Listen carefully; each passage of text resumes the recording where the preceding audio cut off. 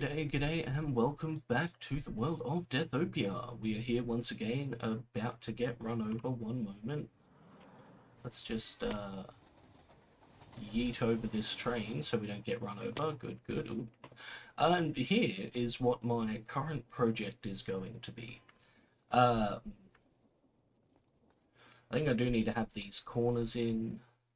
Maybe reduce the whole thing down by one. Basically, I want to build a Stargate, and the depth is not exactly working for me here. But I mean, it'll be like this on both sides, essentially. At the moment, I'm just, going through what I might like to add. But I think that'll look alright. I will have to put a stand of some variety in. I also have to go through and clean up a lot of this. As you can see, we've got applied energistics embedded into the wall. Building out this way has been quite the pain. Behind there is the essence manufacturing system. But yeah, because I've had to dig each of these out, like fill each of them in sort of deal, it's been quite the pain.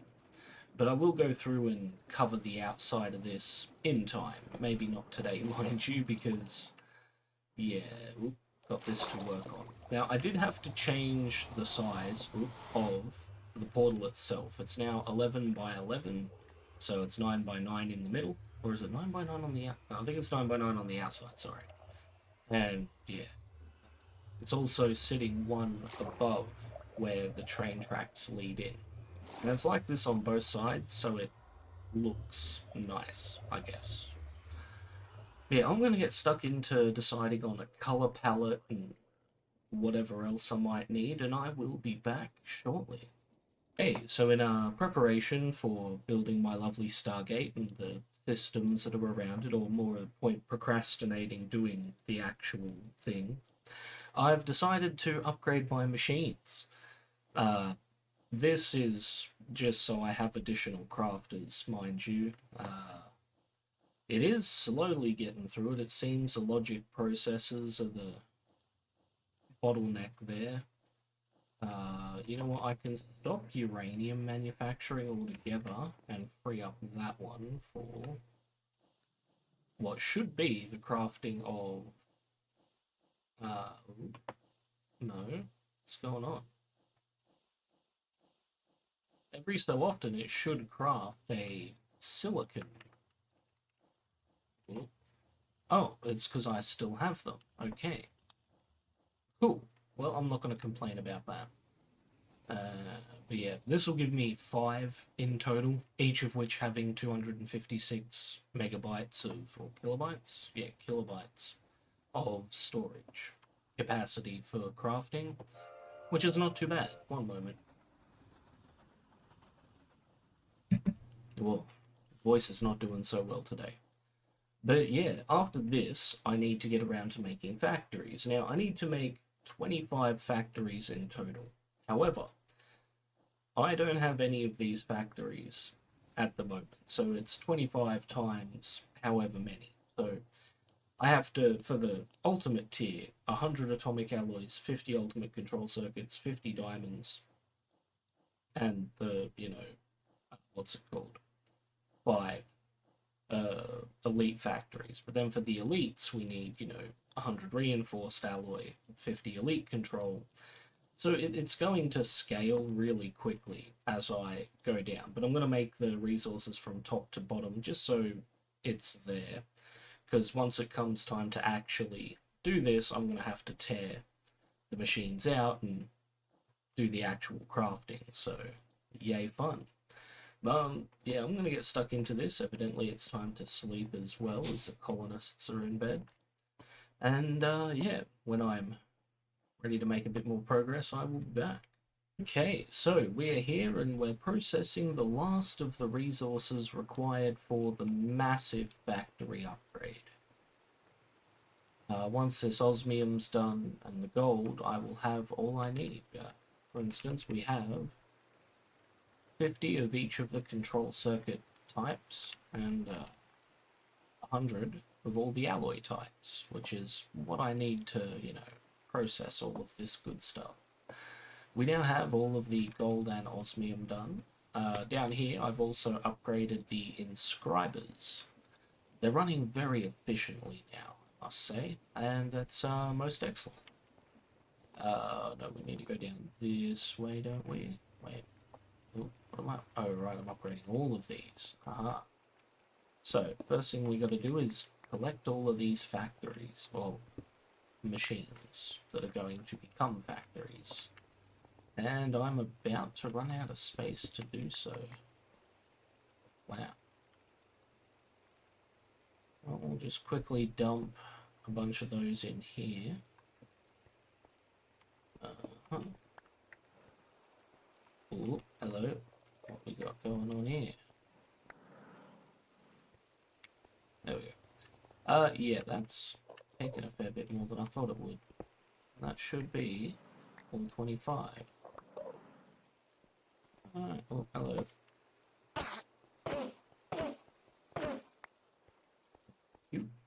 Not that I really need them. I can just go to the end and, you know, murder the Enderman. It's, quite awesome. Alright, now we need to build each of these in sequence.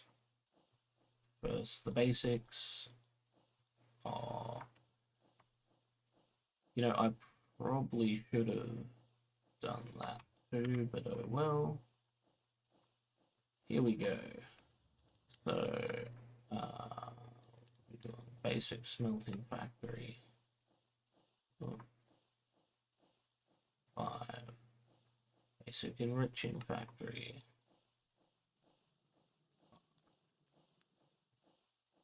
And the best thing is they should automatically be set. Basic crushing factory. 5. Yeah. Compressing? No. Combining? No. Purifying? Yeah.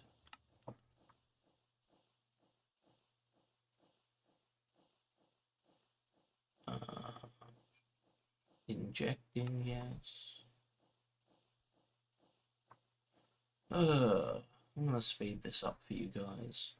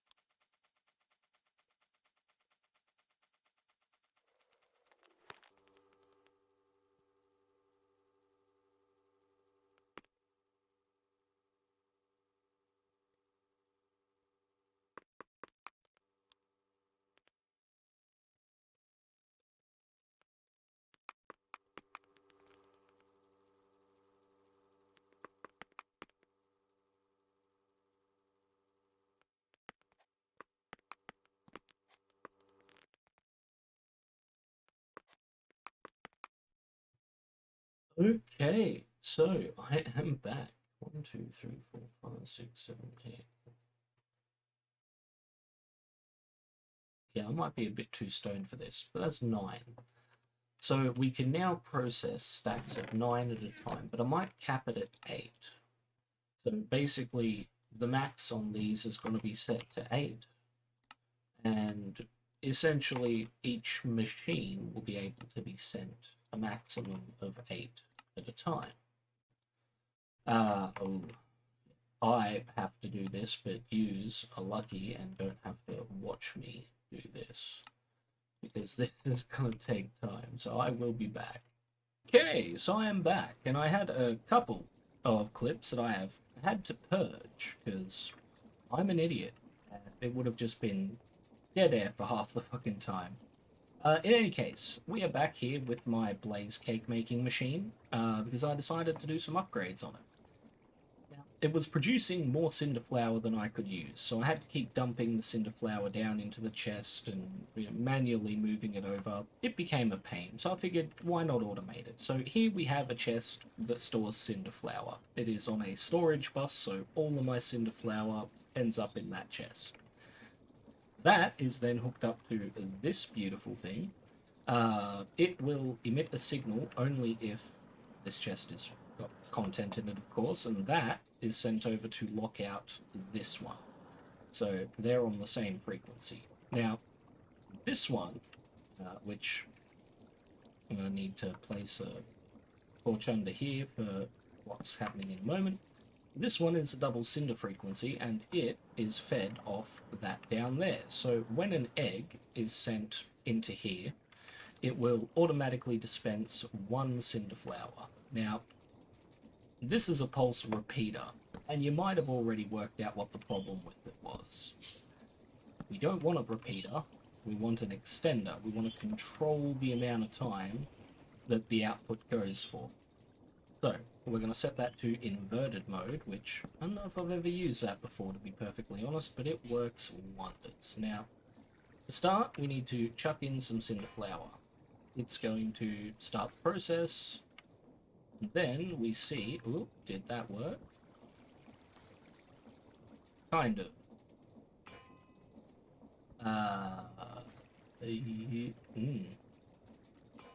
Hold up.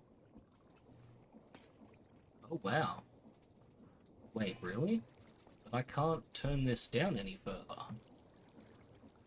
Holy shit, what? That's crazy. I mean, on the plus side, we still need to recycle the cinder flour, so it's fine whenever at least 12 cinder flour build up in here, it's going to cycle itself around. I guess you could consider this a functional system. Maybe. Kinda. I mean, I'm not too happy. I'd rather it just release one at a time, but, I mean, yes, if I have to settle, I'll settle for this. Ah. See, and there's a problem. Okay, I think the total this can store is 16. Uh-huh. So if ever this is full, that might still end up being an issue. Because only if this is empty do we get that. Ooh. Right. So I may at some point need to add an additional circuit that detects whether or not there's an item in here, and if there's an item in here, you know what I mean. Another content observer would be required. It'd have to sit out the front. It's not going to make it look very pretty, but I actually quite like how this is looking. It's doing well so far. Ooh, why'd you stop? You ended up with no cinder flour, and I have no cinder flour on me. Let me just do that then. So I need to find a way to have even less of a tick. Otherwise, this is going to keep doing. So I'm going to get to work on improving this, and of course, as you saw in the last clip, my lovely machines were getting upgraded, and they have since been upgraded, and all of their timings have been altered. I did settle on going for 9 instead of 8. Yeah, 8 is a divisible, 64 is divisible by 8, 64 is the size of the stacks. I figured it would make it a bit easier, but it doesn't matter, to be perfectly honest. Okay, I'm also going to go through and start cleaning up some of these areas. I'll be back, and I'll catch you in a minute. Okay, so we are back, and I've been doing some things. For starters, I have made, boom, wireless crafting terminal. To be fair, I haven't added all of the fun things. All I've got's the pattern crafter and crafting terminal, but it's fine. It allows me to access my inventory, so that's good. I've even got the Infinity Booster card installed. Not sure if it works over dimensions. If not, I'll just have to build one of those quantum entanglement devices and go from there. As you can see, it's got some energy cards, which is very helpful. And yeah, the only other thing. Oh, I better go. Oh man, I love how fast I can run in this armor. You see, the blaze burners are doing great. And down here we have wireless charging. As you can see, it is constantly providing me with some energy. But at the moment, we've got armor slots, curio slots, and hotbar slots. Offhand and main hand can also be enabled. Why the fuck not? But yeah, like I quite like it. Like you can see how much power is being consumed and used. I didn't have to keep using this after I uh, built the quantum entangler from Mechanism. I was then able to use that to transport energy, but I mean, this isn't too bad when it comes to, just charging up my armor. I love it. Of course, there is one last thing I need to do on this project. Yay fun. Yay. And that's to add one of these bad boys to this. Now, as you'll see, this is currently empty. So what we need to be doing is send a signal to this, which is your double cinder flower. So if I go... ooh. No. No. My apologies. First, we need one of these bad... Oh, no.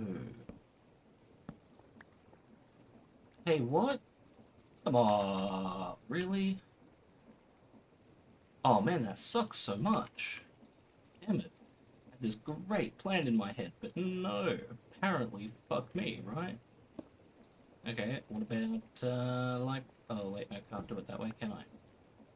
Wow, really? So I'm gonna have to do this, and then a block to invert it. That's absolute dog shit.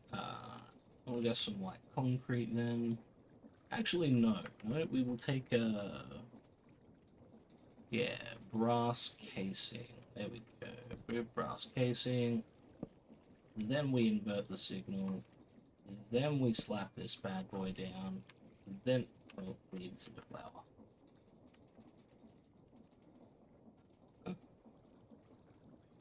Alright. We go a boop and a boop. There we go. Now, this system will simply keep the, what's it called, in check, I believe. Ooh, I wonder if it'll work on top. Is the power transfer... No, the power does not transfer that way. Damn it. That sucks so much. Oh shit. How's that? But yeah, I quite like this system. It is working quite well. It's doing everything I need it to do, and with this fine new addition, it will even do so infinitely. Well, provided I can continuously feed it all the resources it needs, which, how's my netherrack looking, actually? Can't... Wait, what? Why can't I see any netherrack? Am I blind? I mean, I am blind, sometimes. Yeah, there's like no netherrack in here. What the hell?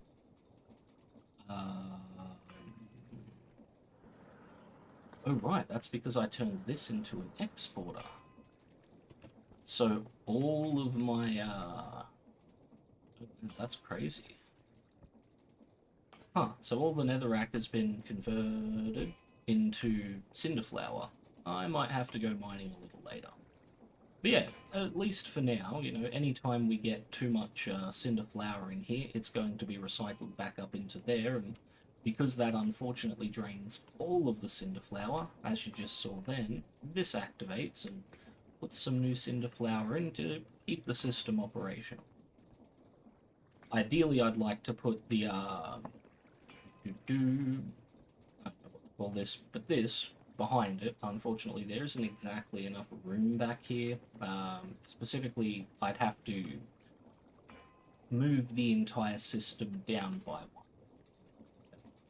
Yeah, not willing to do that right now, so yeah, already done it once before to add this, and I'm not doing that again. No, thank you. But yeah, I've got a bit more work to do, so I will be back shortly, and we're going to get into some extra fun stuff. Oh, and welcome back. You might be able to hear the disappointment in my voice. alas, that is due to the failure at the end of this episode. I had reinstalled Chisel and Bits because I was planning to use it to put the dialing crystals in around the gate and then to design the chevrons themselves.